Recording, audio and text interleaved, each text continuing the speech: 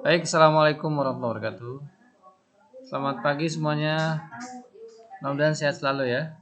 Pagi ini saya rekam penjelasan untuk pertemuan ketiga dari matan kepribadian Muhammadiyah.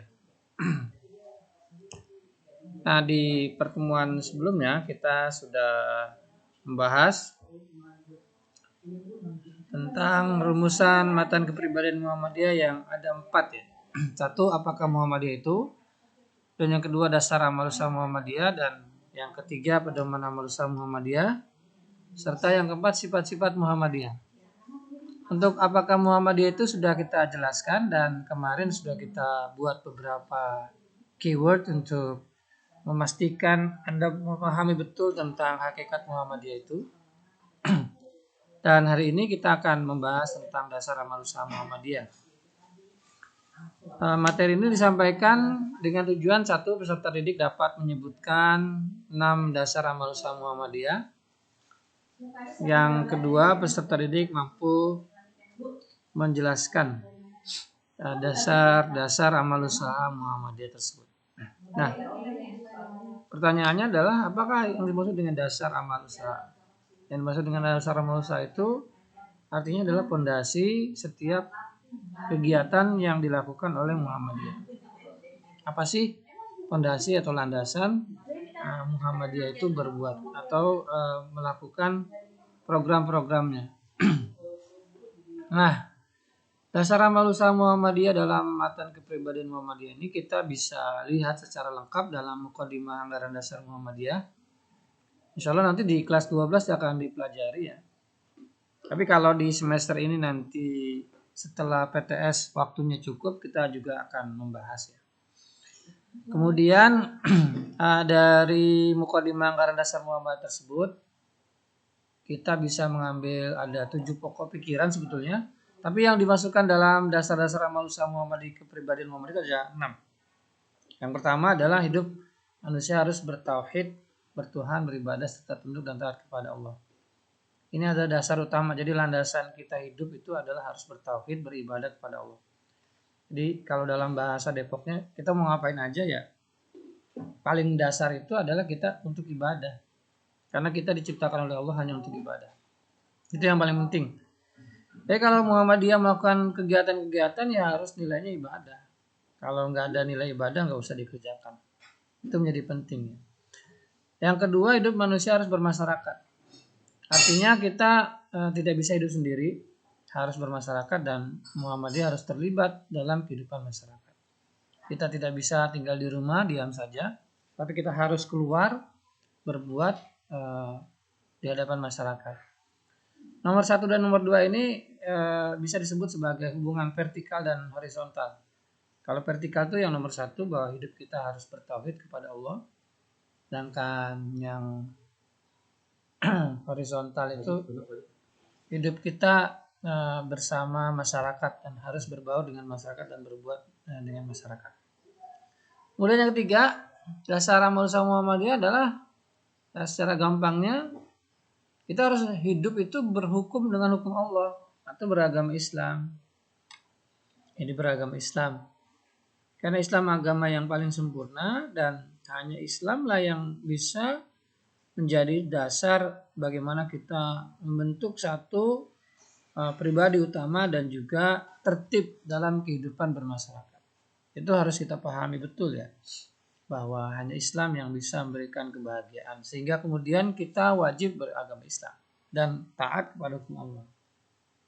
Kemudian yang keempat, kita tidak hanya wajib berhukum pada hukum Allah dan beragama Islam, tetapi juga kita menegakkan dan menjunjung tingginya, artinya melaksanakan dalam kehidupan kita sehari-hari.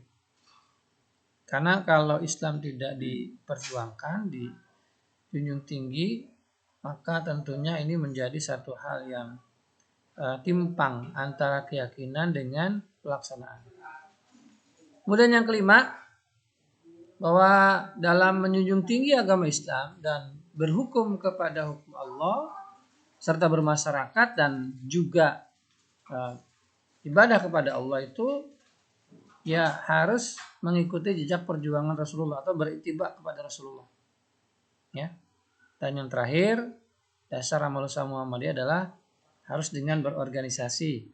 Jadi usaha amal yang dilakukan oleh Muhammadiyah itu harus dilakukan dengan organisasi yang tertib, yang sesuai dengan panduan-panduan dan ketetapan lainnya. Nah, itu dasar amal usaha Muhammadiyah, jadi ada 6 ya. Yang pertama adalah kewajiban kita beribadah kepada Allah. Yang kedua, kewajiban kita untuk bermasyarakat. Yang ketiga, kewajiban kita beragama Islam. Yang keempat, kewajiban kita untuk menegakkan dan menjunjung tinggi ajaran Islam dan melaksanakan dalam kehidupan sehari-hari. Yang kelima adalah beritiba atau mengikuti Rasulullah. Dan yang keenam adalah melaksanakan kegiatan dengan ketertiban organisasi atau dengan berorganisasi. Itu dasar amal usaha Muhammadiyah. Kemudian yang kedua adalah pedoman amal usaha Muhammadiyah. Nah, pedoman itu apa? Yang menuntun kita, yang mengarahkan kita untuk mencapai tujuan, maka perlu ada pedoman, perlu ada arahan. Dan pedoman amal usaha Muhammadiyah itu ada 2, yaitu Al-Quran dan As-Sunnah. Saya kira itu menjadi satu hal yang penting, bahwa ibadah yang kita kerjakan harus mempedomani Al-Quran dan Sunnah. Bahwa kehidupan masyarakat kita juga harus mempedomani kepada Al-Quran dan Sunnah. Demikian juga dalam berorganisasi. Nah, ini pedoman amal usaha Muhammadiyah ada 2, yaitu Al-Quran dan Sunnah. Dan dari ketiga tadi, yaitu tentang hakikat Muhammadiyah, dasar-dasar amal usaha Muhammadiyah, dan pedoman amal usaha Muhammadiyah, ini ada 10 sifat Muhammadiyah, ya. Dimana 10 sifat ini menjadi sifat yang harus kita hadirkan sebagai warga Muhammadiyah dan juga persyarikatan Muhammadiyah. Jadi ciri-ciri Muhammadiyah itu ada sifat-sifatnya, ada 10. Yang pertama adalah beramal dan berjuang untuk perdamaian kesejahteraan. Yang kedua, lapang dada, luas pandangan, dan megang teguh ajaran Islam. 3, memperbanyak kawan dan mengamalkan ukhuwah Islamiyah. 4, bersifat keagamaan dan kemasyarakatan. 5, mengindahkan segala hukum dan undang-undang, peraturan serta dasar dan falsafah negara yang sah. 6, amar ma'ruf nahi munkar dalam segala lapangan serta menjadi contoh teladan yang baik. 7, aktif dalam perkembangan masyarakat dan pembangunan sesuai dengan ajaran Islam. 8, kerjasama dengan golongan Islam manapun juga dalam usaha menyiarkan dan mengamalkan agama Islam serta membela kepentingannya. 9, membantu pemerintah serta bekerja sama dengan golongan lain dalam memelihara dan membangun negara untuk mencapai masyarakat adil dan makmur. 10, bersifat adil serta koreksi ke dalam dan keluar dengan bijaksana. Nah, itulah 10 sifat Muhammadiyah yang nanti akan kita jelaskan di pertemuan yang akan datang. Terima kasih. Sampai jumpa. Semoga sehat selalu ya. Assalamualaikum warahmatullahi wabarakatuh.